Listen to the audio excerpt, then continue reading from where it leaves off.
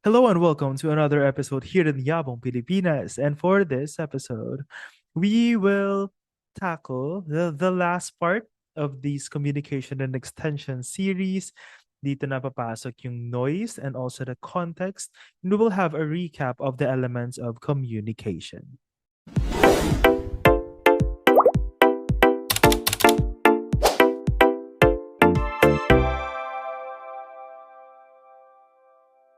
If you are new here, If you are new here in this channel, I am Josh, and my mission here in Sprout Philippines is to democratize access in agricultural education. Ang meaning lamang noon is gagawin nating mas accessible sa ating mga social media platforms yung coverage ng licensure exam for agriculturists. So, ayun yung mission ko in Yabong, Pilipinas. Kasi yun nga, tumataas na rin ang mga presyo ng mga bilihin, even yung mga review centers natin, etc. And mahal din talagang mag-review sa mga review centers kasi kailangan mo rin isipin yung dormitory, yung pagkain mo, etc. And perhaps, mga responsibilities din. Baka gusto mo mag-licensure tapos working ka pala, ganyan. So, dito at least, pwede siyang self-paced. Ayun. So, and this is for free actually. So, yeah. So let's finish this extension and communication and extension na series. Ang like ko sinasabi here in this channel is that when you pass your licensure exam and naging registered agriculturist kayo, always know that ano dito, hindi ako yung rason kung bakit kayo pumasa, ganon. Maybe I'm only the guide, pero the whole reason kung ba't kayo pumasa ng licensure examination ay kayo. So, go. Take the credit. Ganyan. Kasi kayo talaga yon. Kayo yung nagpupuyat, kayo yung nag-effort to do this. And kayo yung nagsisipag para manood ng mga ganitong klaseng video para madagdagan ng inyong kaalaman at makapag-review talaga for the licensure examination. So, if you're new here, kindly click the like button, the notification bell, pati yung subscribe button na syempre. Sige na. Tapos, ano pa ba? Ayun, share this to your friends na gusto nyo pumasa rin ng licensure examinations with you. So, let's go into the video. Ayan, number 6 na element of communication ay noise or barrier. So these are anything that interferes with communication. Halimbawa, language, culture, or signal. Yung mga ganyan na bagay.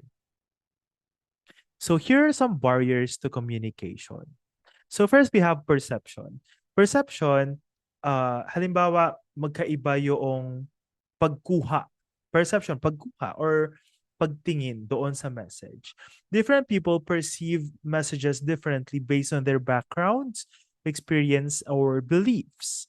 Ayan. So example, high yield may mean high fertilizer cost to a farmer with limited funds.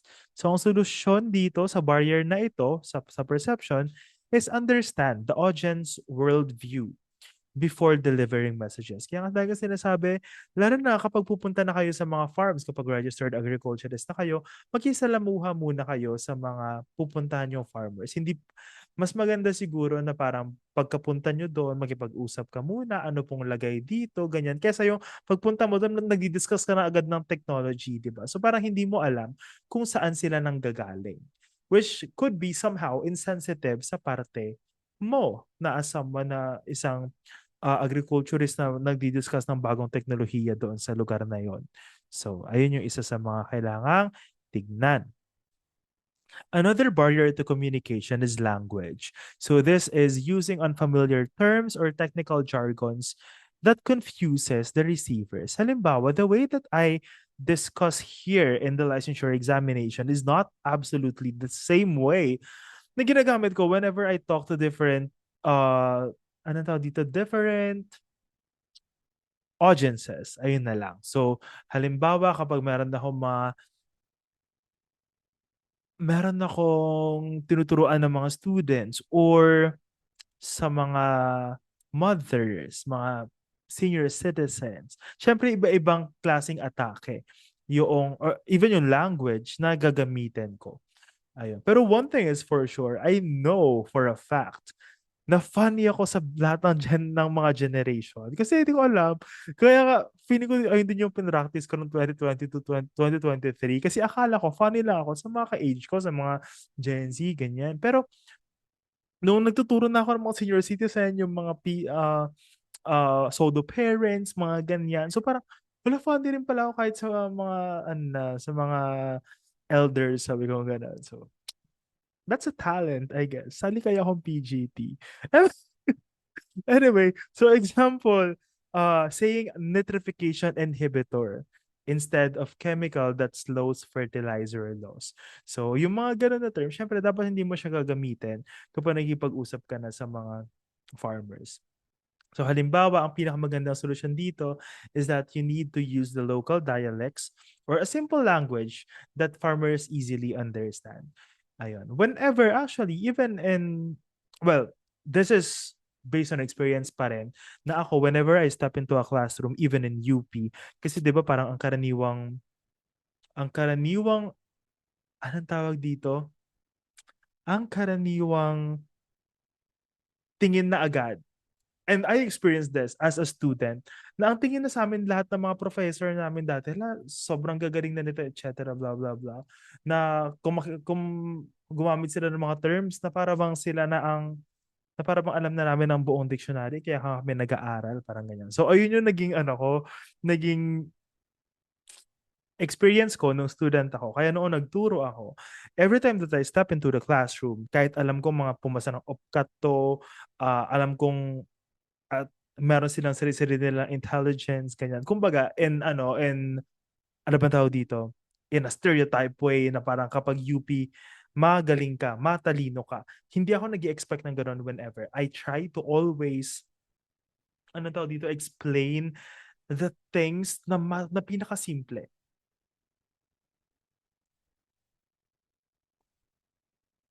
So, ang parang technique ko noon, lalo na nung nagtuturo ako sa university, nagsasabi ako ng technical term. And after the technical term, I will explain it simply. Ano yung mga example nito na kaya nilang intindihin? Based on mga examples, ganyan. Ayun, simple language. Or metaphors. Ganun. Or mga paghahambing. Ayun ang metaphors. Mga paghahambing sa mga ganap sa buhay or what. Okay, the next barrier to communication ay yung semantics. So differences in word meaning or interpretation cause misunderstanding. Halimbawa, yung term na green manure, it may be misunderstood as waste material instead of fertilizer crops. Kasi, oh, manure. So waste material yan. 'Di ba? So, ayun. Semantics, differences in word meaning or interpretation. So ang isa sa solusyon dito is that dapat i-clarify mo na yung meaning ng mga iyan. Clarify meanings with examples.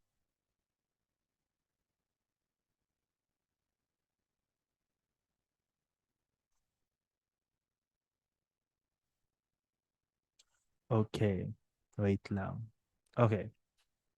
Next, inflections. So dito papasok yung tone or manner of speaking affects how the message is received. So karaniwan, kapag condescending yung tone during a training, it can discourage farmers from asking questions. So para bang, isipin nyo kapag nagle-lecture ako dito, para inflections, the tone or manner of speaking affects how the message is received. Diba? So, ang pangit naman nun. So, lalo na kapag pupunta ka sa community, dapat, mas marami sila dun kesa sa'yo. Bugbugin ka nila dyan. So, ayun. Dapat in terms of the tone and manner of speaking, malinaw tayo. Ayun. So, speaking of that, kung tingin nyo sobrang bilis kong magsalita, ano nyo na lang, i-slow down nyo na lang dyan. Kasi ilang oras na ako nasa harapan ng mga ilaw na to. Ayun, so, ayan. So, ang solution doon is maintain a friendly and respectful tone in communication. Ayun. So, isipin nyo na lang kung gano'n akong magsalita dito. Siyempre, ano tayo? Nakakatawa nga kasi may one time na nag-present ako sa isang like friend, friend from other country. Tapos parang sabi niya sa akin, like, syempre English to. Naririnig daw niya na professor talaga ako. Kasi whenever I speak, even in English or even in speaking to other people actually, parang merong isang, nung nagtuturo ako for the licensure, parang merong nagsabi na parang, "Sir, ang lambing kasi ng boses mo." Parang nag-aano siya. Kaya daw, magandang matulog. Natutulog kasi siya. Tapos sabi niya sa akin, "Sir, ang ganda kasi ng boses mo, sobrang lambing pakinggan." Kaya natutulog siya. Ewan ko sa'yo, si Canyon from Dumaguete, ay from Bayawan. Oh, nag-name drop. Pero yeah, friends ko naman yan sila na malambing daw kasi yung boses ko. Eh di, thank you. Joke. Okay, so next, personal interest. So again, kanina, di ba diniscuss natin yung mga receivers. Merong mga selective kanina sa last episode. May mga selective exposure, selective acceptance, mga yan. So yung mga receivers, they may only pay attention to messages that align with their interest or needs. So halimbawa, yung rice farmer, it might ignore information about other topics, yung livestock feeds, etc. So ang solusyon dito, i-tailor nyo yung messages to the specific interests of the audience. Again, dito papasok yung sinasabi ko kanina na whenever I go or accept an invitation to speak, tinatanong ko muna ano yung backgrounds ng mga audience, etc. Then doon ko i-tailor yung message ko. Next, emotions. Ayan. So strong emotions such as fear, anger, or excitement can block rational understanding. So example, a farmer worried about typhoon damage may not focus during training. So the solution is to communicate with empathy and reassurance. Ayan. Another barrier to communication is preconceived notions. So receivers may judge the message or source before hearing it fully. Farmers may distrust government extension workers due to past unfulfilled projects. Ayun yung isa sa mga example na parang hindi naman nila tinuloy yung dati, so ba't ako makikinig sa kanila ngayon? Mga ganun sigurong notion, or kapag sinabing notion, parang idea, ganyan. Idea na ng mga farmers na, ayoko na dyan. Ganon. So solution, build credibility and rapport before introducing innovations. Ayun. Kaya mahalaga talaga na may mga, anong tawag doon? Yung kapag mag-immerse ka muna sa community bago ka mag-ano. Another barrier to communication is attention. Lack of focus or distraction causes incomplete reception of the message. Example, farmers chatting during field day demonstrations may miss key details. So the solution is use visuals, storytelling, and active engagement to sustain attention. This is one of the things na lagi na natutunan ko, and it is a hard way. I feel like itong mga dinidiscuss ko dito actually, it will be useful more. It will be more useful kapag kayo ay mga agriculturist na talaga na pupunta kung saan-saan, kapag nakakamit na talaga kayo ng mga farmers. So I hope magamit itong mga to. Kasi parang one of the greatest communication hack na nakuha ko is that use storytelling. And kasi ang mga tao, mas natatandaan nila ang mga istorya kumpara sa example, when I taught crop science like yung gibberellic acid, etc., I always have a story na lagi kong kinikwento. So natatandaan ng mga estudyante. Kaya noong after the licensure exam, may mga nag-chat sa akin na parang, "Sir, ang daming lumabas sa mga gibberellic acid, blah, blah, blah, etc." So, natandaan nila kasi kinuwento ko sa kanila yung naging experience ko about gibberellic acid, yung naging experience ko about different stuff. So, whenever you are speaking, mahalaga na merong silang hino-hold on to, kumbaga. Ano yung ending kaya neto? Or, ayun, pwede ring visuals. Pero most of the time, kasi if you will notice din sa ano ko, like white lang siya, tapos wala masyadong as in super duper. Nilalagyan ko na nga ng highlight yung mga specific. Kasi di ba masyadong mabigat kapag puro text lang yan. Tapos isipin nyo, iba, same font lahat yan. E di, sana nagbasa na lang tayo ng dyaryo. Joke. So, ayan, nilalagyan ko na ng mga color coding, may mga pictures sa gilid minsan. So, ayun, visuals. And of course, active engagement. Whenever you ask questions sa kanila. Ayun. Maganda rin yun to sustain their attention. Oh, kunwari, magpaparecite ka. Ano na nga ulit yung kanina sinabi kong point number 1? So, another technique din na ginagawa ko throughout the years ay nagdadala ko ng prizes every time na meron ako engagement. Then, pinapa-prize ko siya sa mga sasagot ng question. So, ayun. Yung mga prize ko naman, like gardening kits, ganyan. So, very agriculture pa rin talaga. The next one is wordiness. Ayan, too much information or long explanations can overwhelm or bore receivers. Ayan, bored na ba kayo? Joke lang. So example, overly technical lectures during short farmer meetings. So, mabobore talaga yung mga farmers dyan. So, the solution here is to keep communication clear, concise, and structured. If you also notice sa aking slide, most of them are bulleted. I love bulleted slides kasi mas madali siyang makita agad. And of course, ayun nga, yung technique ko na nagko-color coding ako na, okay, wordiness, too much information. Alam mo na agad na ayun na yung pinaka mahalaga here na tandaan in the slide, kumbaga.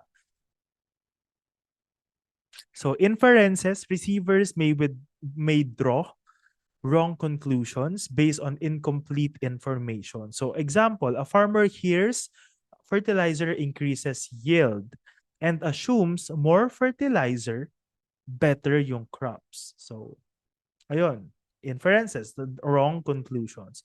So, ang solution dito, provide complete guided explanations and verify understanding. So, dito papasok yung feedback. May mga tanong ba kayo, etc., etc.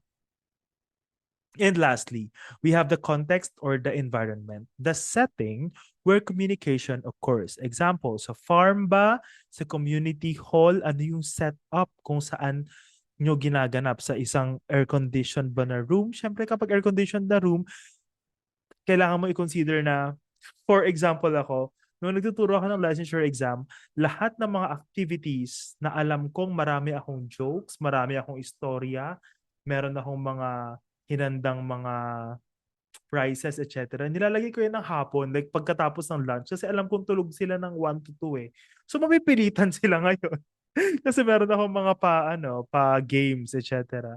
Doon sila mapipilitan na mag-ano. So, setting, kailangan mo na i-consider yon whenever na nag-engage ka ng people. So, applying the elements to extension strategy design.